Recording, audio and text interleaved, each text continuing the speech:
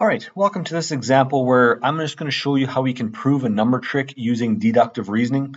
I'm going to go through inductive reasoning as well in the proof, and then we're going to go through and prove it deductively in the end. So here is the number trick. All right, so that's some instructions, and then I'll prove it inductively as I go through the instructions.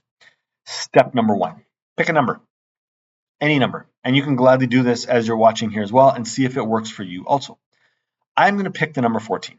Okay, it's one of my favorite numbers. Okay, it happens to be my birthday number. And so I'm going to pick 14 as my number. Now, double the number. Well, doubling the number means we're going to multiply by 2. So in my case, it becomes 28. Next step, add 20. So 28 plus 20 is 48. All right, got my number there. I'm at 48 now.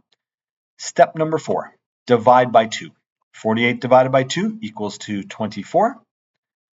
Last step, subtract the original number. So 24 minus 14 gives us the answer of, it's going to be 10. Yeah, every single time it's going to be 10. So I'm assuming that you got 10 when you went through this little trick or little process as well.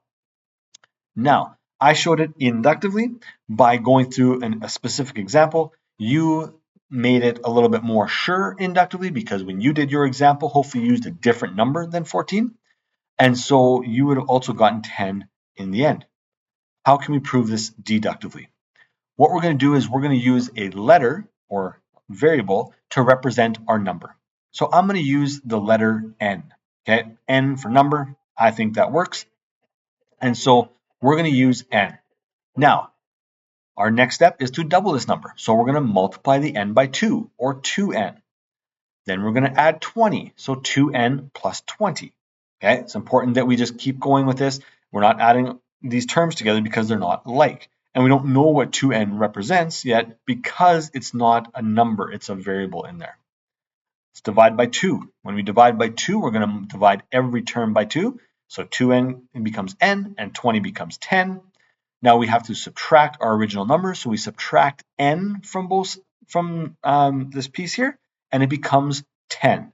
So therefore, every single time we do this, we're going to get an answer of 10.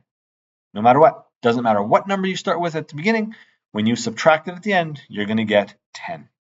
This is a way of describing a trick here using deductive reasoning, showing that you will get the same number every single time at the end. All right.